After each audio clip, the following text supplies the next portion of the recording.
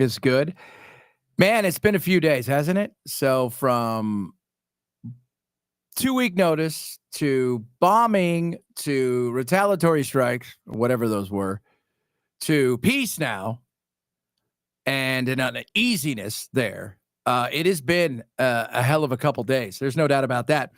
And it started out today. I did a little something earlier about it, but it is worth just mentioning again, because if you haven't seen Trump, he was pissed. He was angry, frustrated. So the quote unquote ceasefire was supposedly in place when Iran had already sent something, and then there was an retaliatory strike with, as he put it, an ungodly amount of stuff they unloaded.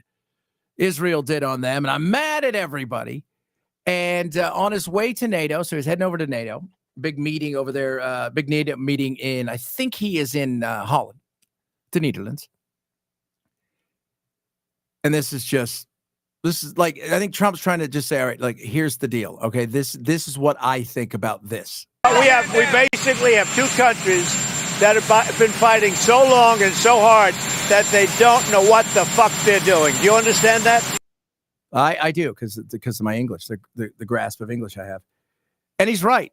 I mean, I think at this point in time, look, this may be the best you're going to get for a while until there is a inside Iran regime change where it's not monarchy, it's not a theocracy. It is the people that will decide the fate of Iran. And until then, you're going to have issues. There's no doubt about that. So at this moment in time, I look at this and I think, you know what? He's pissed. He's angry. He wants this to be done because, let's be real, Bibi's got issues. There's no doubt about that. On top of the Bibi having issues, you've also got a situation where Iran's got plenty of issues. They were embarrassed. They had their ass handed to them, and everybody knew it. You've still got Ukraine and all the stuff that's going on over there with Russia. And Trump is trying to balance it as much as he possibly can. And people are saying to me, well, what do you think about this person? Tucker said this, and Candace said this. And look, there's a lot of people out there that still want some sort of regime change. And what I hear all the time, especially people who text the show, or they'll tweet at me or something like that, and they'll say, well, we did this with Germany and Japan. I go, yeah, and we were also there. People want regime change with not the effort into the regime to make the change. So you want to magically do what? Just curious about that. So before you start saying, well, this worked with this group or that group or this country or that country, know what comes with it. He's over it. And I heard that he and Bibi had a nice call. And by nice, I mean, I heard they got into it a little screaming match. I think he's pissed. He's over it. Wants to move on with this shit. Enough. Go fix what's going on with Hamas. Go figure out what the hell you're going to do over there, because you've got untold thousands of people that are dying, that are starving, and you have many people in your country who are Israeli, who are worried about what the hell's going on the other side. You know what? Look, we need to defend ourselves, but this ain't going to get it done. And you better figure that out. And your bucket list got canceled. So be happy that you got the bomb on top of the nuclear sites, which brings us to this, which is kind of what we always thought. We obliterated it. We destroyed it. It doesn't exist. There's nothing there. Or maybe. We have major breaking news into CNN. 3 sources tell CNN that according to an early U.S. intelligence assessment, the U.S. military strikes on 3 of Iran's nuclear facilities last weekend did not destroy the core components of the country's nuclear program and likely only set it back a few months. That's right. So this is an assessment that actually is out from the Defense Intelligence Agency. That is the Pentagon's intelligence arm. And it was based on a battle damage assessment conducted by U.S. CENTCOM after the strikes, according to one of the. So, translation, they got a lot of stuff out. They're not sure they got as much damage below the surface where they needed to get. They got the exit, they got the entrance, but did they get down below where the centrifuges are? I don't know. What they're saying is it's a couple months. So are we going to be back here in a couple months? I don't know. I don't think Israel's going to give up on it. I don't think they are, and by that I mean Bibi and the people over there. There's tons of warmongers over here that really, because I hear from them all the time, talking about how, oh, you're an anti-Semite. I'm like, whatever. You're this, you're that. You hate Israel. No, support Israel. Absolutely. And the right to defend themselves.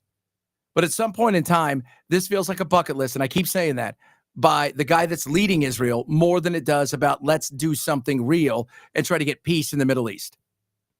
Well, they chant stuff. Who gives a shit? Right? Nothing. Period. The chants aren't doing anything to you. They aren't. Well, they say, and I implore you guys, because I could be as ignorant as anybody else. Go take a look. There's plenty of video. There's plenty of stuff out there where you can go find out what life is like. Because do they make it seem like, it's funny. Here's a perfect example of reality, not reality.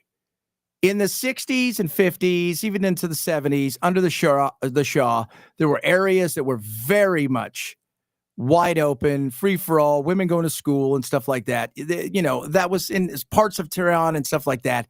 It's very real. Same thing in Lebanon, Beirut. Go look at what it was like in certain areas. On the other side of things, everybody makes it seem like that everybody in Iran's walking around with a full hijab, the full, as I joke, the full beekeeper outfit, and then that's it. It's not true. They're going to malls, they're hanging out, they love Western stuff as much as anybody else.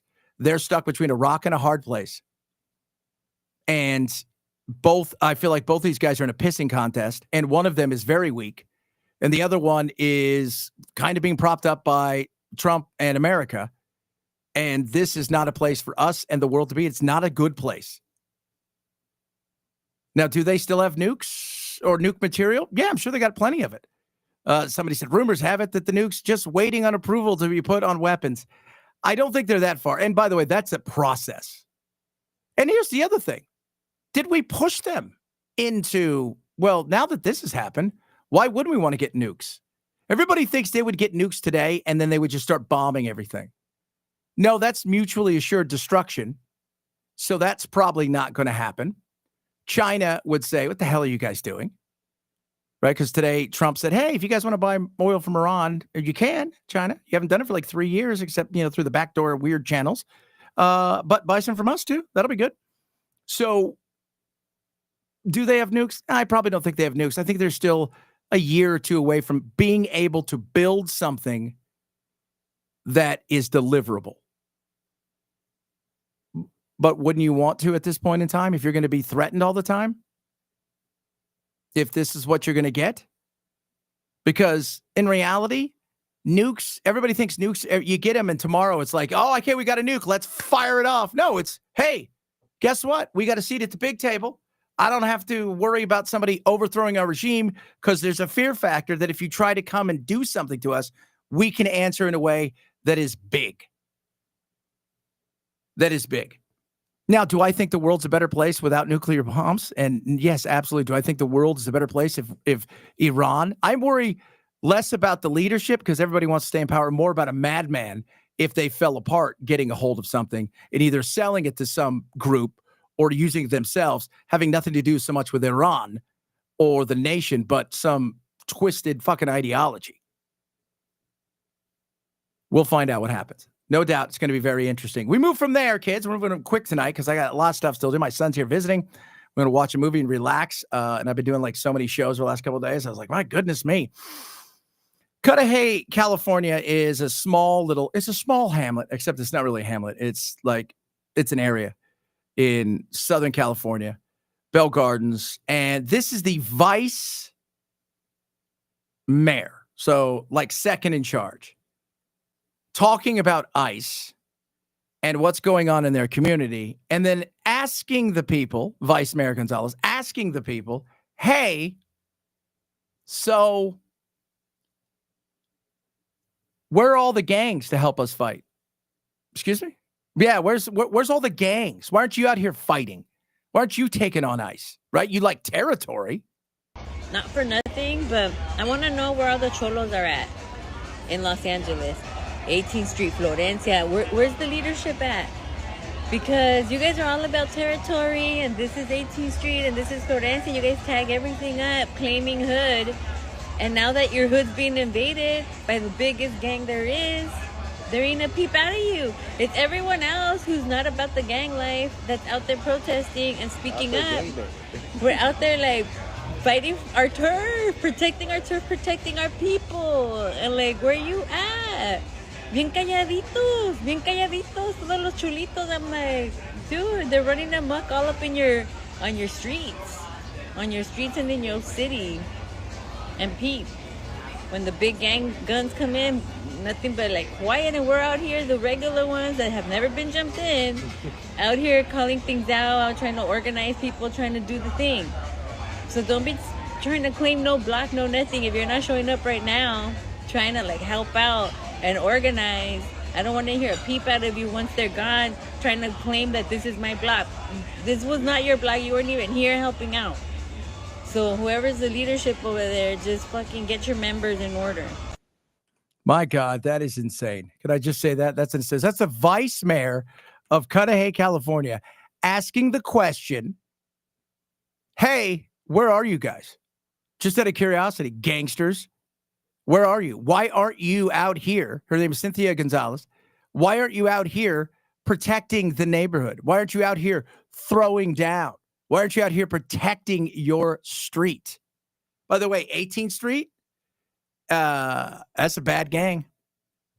That's a bad gang. And the fact that you would do that is just effing insane.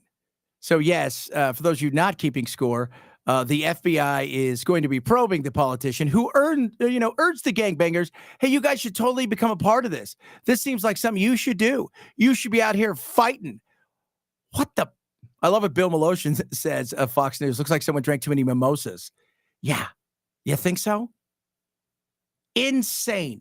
I expect that from Los Angeles, which, by the way, still has the National Guard there while nothing is going on, which, again, this whole world that we live in at times is surreal and fascinating. We move on from there to the joy of our life. She's made an appearance. Joy Reid was on with Charlemagne the God, not Charlemagne, the ruler of France way back in the day, who at one time was arguably one of the greatest, if not the greatest ruler of Europe. And my great grandpa. So I'll point that out. There's a little something right there for you. I've been a Democrat since I was old enough to vote, but I'm barely hanging on, honestly, because at this point, the party is not bigger than the future of my kids. Yeah. You know what I mean? Like, I have 3 children. I have, a daughter and 2 sons that have to live in this country as Black people. And fascism don't work for me, and I'm not willing to cede the country to Trumpism and MAGA simply because I'm clinging to this party. So people getting all mad at Karine Jean-Pierre for saying I'm not mad at that, because I'm like, at this point, it isn't, who cares what the party label is? Give me an effective fighter.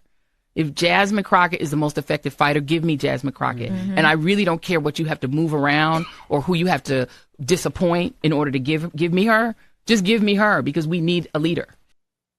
Oh, yeah. I think the Republicans are like, hell yeah, Jasmine Crockett, give it.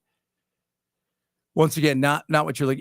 The funny thing about the Democrats is I can sit here and I could say, all right, if I had to choose somebody that the Republicans should worry about in 3.5 years or whatever, who would that be? I look at Rahm Emanuel. First of all, he's from Chicago, so he knows how to freaking play the game, and he knows how to get his let's just say he knows how to get his hands dirty. He is effective. He looks around and says, we need to stop worrying about who gets to go into what bathroom and who gets called what. We need to worry about what goes on inside of the classroom. He is. And yet, at the same time, they hammer him for it. Now, tonight in New York, there is which could take a couple days, ranked choice voting for the Democrats. And this is going to be interesting, what happens there, because there's a socialist running, right? Mandani, who is running against Cuomo and who's caught up to Cuomo. And it's going to be very close to see how this thing plays itself out. And a lot of people A lot of people have seen this guy come out of nowhere. This is a guy who wants to have community grocery stores that the city pays for. He is an old, like, go in socialist, take a hold of everything, but he's also been extremely anti-Israel. He has had more than a few run-ins with some anti-Semitism, if you know what I mean. But this will be interesting. And Cuomo is, I mean, we know about him. I mean, he was the governor. You're going to go from governor to mayor. And, you know, people are looking over and go, should I vote for you? Of course you did, you know, kill all those old people. So I don't know about that. So that's what they're dealing with. But this will be very interesting tonight. But the Democrat Party, you spent $20 million trying to figure out how to talk to men, and you don't know how to talk to men. And talking to men is the easiest thing to do. And yet you fail over and over again. Tim Walz isn't it. Cuomo's not it. And Donnie's not it.